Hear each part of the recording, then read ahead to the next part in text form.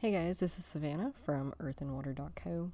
Today we're going to talk about the 12 universal laws, or the 12 laws of the universe, however you want to say it. And a quick overview of what this is you've heard of the law of attraction. Most of us have heard of the law of attraction. As with anything that becomes popular, things get misconstrued and misunderstood and twisted throughout history. People have taken something beautiful and made it not. Some people purposefully out of bad intentions, some people with good intentions, some people with good intentions who don't actually know what they're talking about. And I say that with the utmost love and respect. Anyway, backing up, a lot of us know the law of attraction, but it is actually one of 12. So it has 11 sister laws that are just as important, and more probably, if you're turned away to the law of attraction in and of itself, it's probably because you haven't been given the whole story, and the people that you got this information from didn't have the whole story, possibly because manifesting, also another buzzword that has been overused and misconstrued and yucky-fied. It's a whole process, and just like in martial arts, a kick is not just a kick. You have 12, 15 different little mechanisms that are itty-bitty tiny details that you have to tweak and do just right, just properly, in order for it to actually be the right type of kick that you're supposed to be doing. And just how it takes years to master this art. Same thing here. Same concept. If you have one of the aspects off kilter a little bit, it's just not going to work properly. You have to have all the little mechanisms working together in the right way for it to work properly. So anyway, the first one is the law of oneness. This is that whole we are all one law.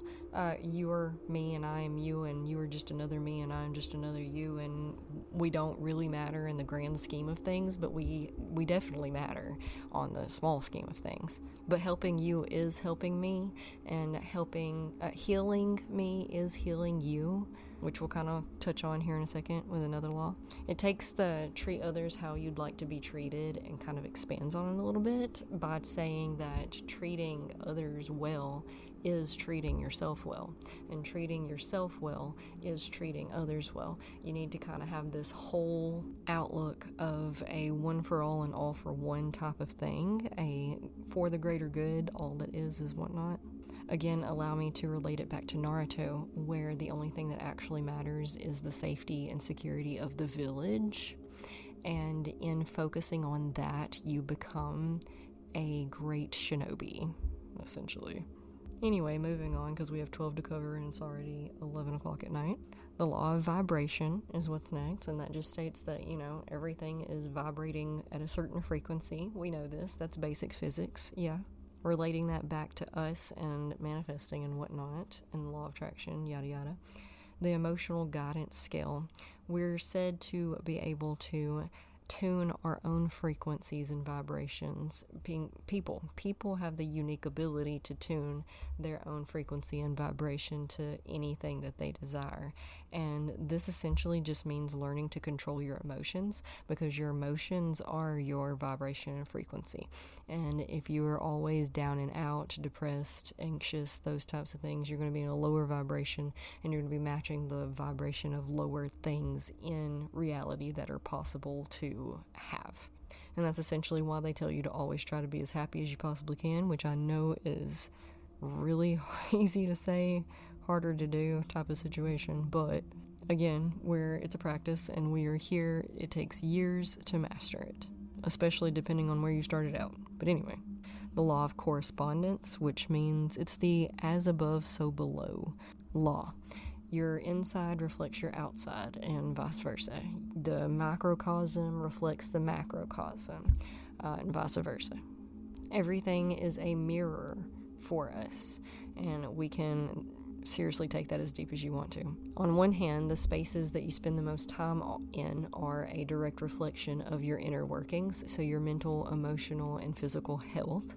If your area, your space is clean and tidy, then you probably are less stressed, less overwhelmed, less mixed up, Essentially, chaos equals chaos. It's another reason that cleaning, organizing, minimalism, can you tell that it's late and I'm tired? Because I can. But that's why all of these things are so important, because the cleaner and tidier and more organized that you are in your physical realm, your household, your bedroom, it's a reflection of your inner workings. So it's a reflection of your inner, physical health, mental health, emotional health, all of that.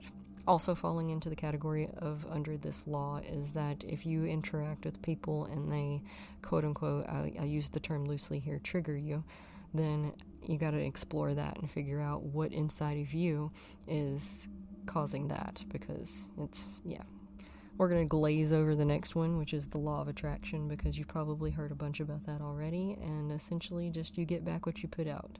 If you want good, positive, helpful, awesome, compassionate things, then that's what you got to put out and into the world.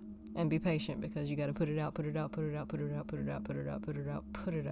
before it starts coming back to you if you are really in a rut.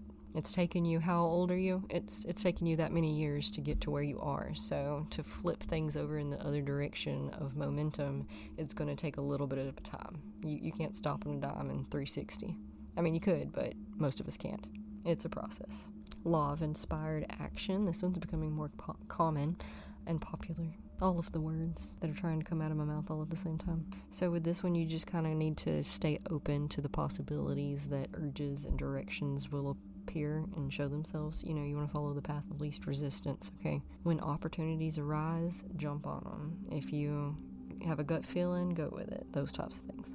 Law of perpetual transmutation of energy. And what that means is that energy is always flowing, it's always moving everywhere, everything, through you, from you, into you, all of the above, from people to people, from things to people, from people to things, all the time, all energy, because everything is energy and it's all made out of the same stuff.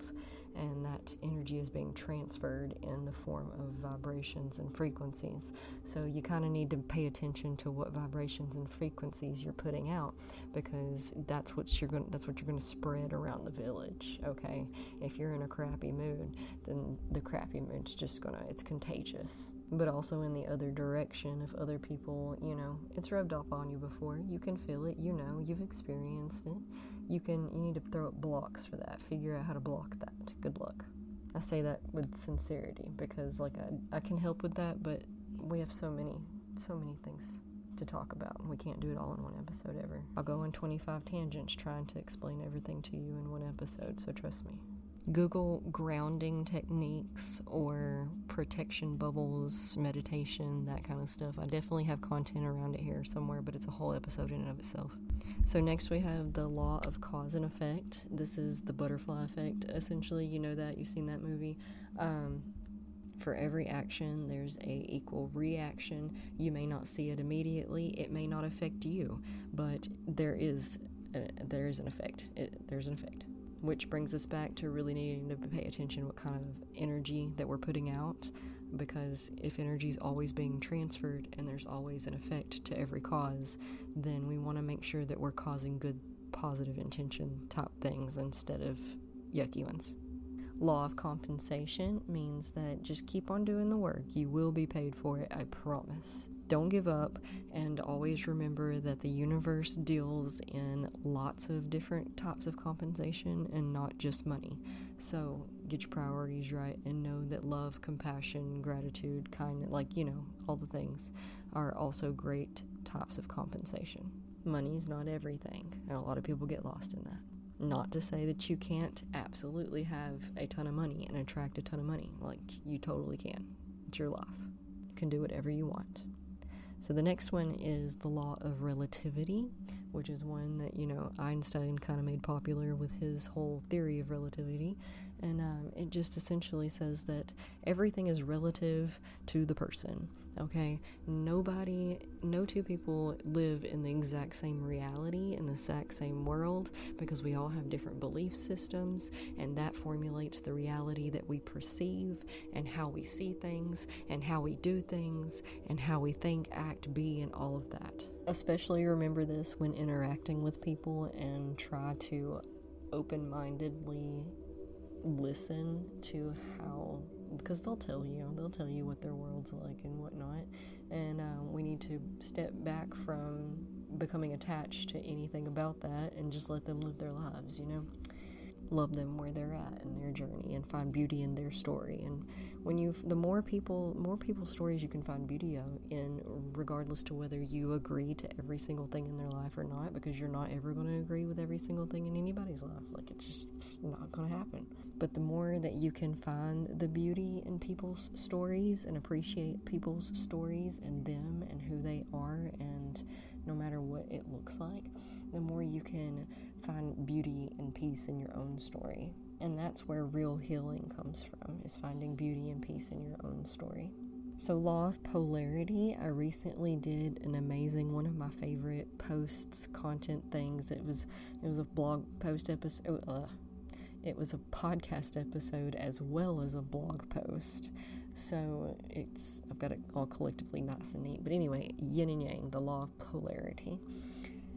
You could just as easily call it the law of opposites.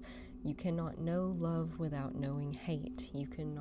Would hate be the opposite of love, or would despair? You cannot know light without dark. There cannot be light without dark. For everything in existence, there is an opposite counterpart.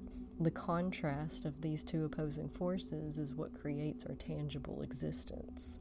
A lot of us get hung up on this one. We want to, throw the bad, the dark, to the yin and the yang. Okay, you gotta go listen to that episode. I explain I can make a whole episode on this, and I have made a whole episode on this, and how people want to shun the yin side, but we need it. It is just as important, and there is no good and bad. Good and bad are only constructs that man has created. It's all relative. It's all grayscale. It all completely depends on the person, the situation, the circumstances at hand. Everything is fluid. Everything is a spectrum. And once we understand that fully, we can learn to understand and love and heal the yin aspects in ourselves, which often translates into the darkness within ourselves. But you have to let go of your labels that you attach to the word darkness and what you think it means. Remember, there is beauty in death, but it is absolutely intense and a hard thing to look at sometimes. But that's going to lead us into our next law, which is the law of rhythm, where we can explain a little bit more about how there's beauty in death, because without death there is no life, because it has to have its counterpart. The law of rhythm teaches us about cycles and how nothing is permanent. The only thing that we're promised ever is change. And that's why it's really good to practice getting unattached to everything you know and love, which, yes, I hear myself, and I know that it's hard. How could we ever stop being attached to the things that we know and love? And again, it's a process. You got to get there, and it's not to say that you don't still love them completely, fully, with every bone and every fiber and every cell of your body. And I'm not going to lie, with people, you're going to be attached anyway. It's just what it is. But sometimes you lose, inevitably, and I don't want to get morbid on you, and I don't want to but the truth of the matter is that we will eventually lose everyone around us.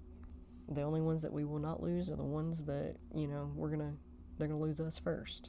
Finding peace and acceptance with that fact of life is a hard cookie to crumble, But the law of rhythm teaches us that everything has its cycle, like the changing of the seasons, the lifespan of everything, the phases of the moon.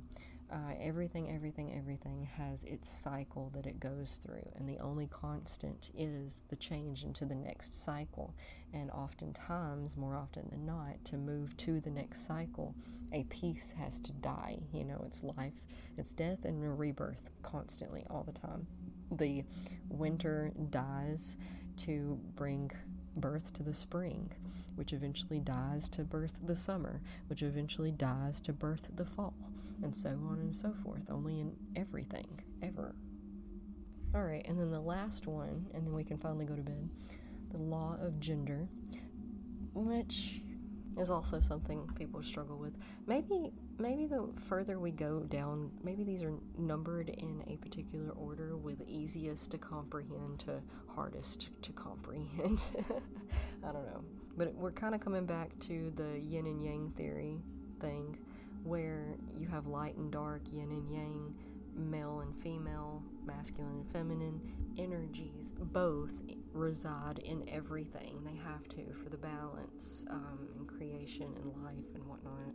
You know, you gotta have the contrast to even exist. But since energy is always moving, all of these aspects that we've been talking about on this episode, everything's fluid. Energy is fluid, but it's more like an air type of fluid rather than a fluid type of fluid, but it moves like a fluid, which means it fluctuates. Because since it has this masculine and feminine both energies, the yin and the yang, both energies residing in it, you know, you've seen the picture of the yin and yang symbol. It's swirling, right? Like a pool. It's fluid. It's water. And especially in people, you know, not so much a rock. A rock isn't going to change a whole lot, but people, for sure, we are fluid, you know. It's up and down, an ebb and flow, a riding the wave, cycles, up and down, sometimes more masculine, sometimes more feminine, and we all have both. Funnily enough, that is a polarizing topic. The irony in that does not escape me, and I hope that it does not escape you either, because if it does escape you, you're not getting it. But yeah, if you want to see all this written down, there's a blog post accompanying it, so you can kind of like read it over and over again, because I myself had to read all of these several times over and over and over and over and over before they really like sunk in and I could talk about it, or I felt comfortable talking about it. And that's exactly what I want you to do as well. But let me know what you think. Somewhere, come hang out with us in the Facebook group. I'm going to go to bed. You enjoy some meditation music. Namaste.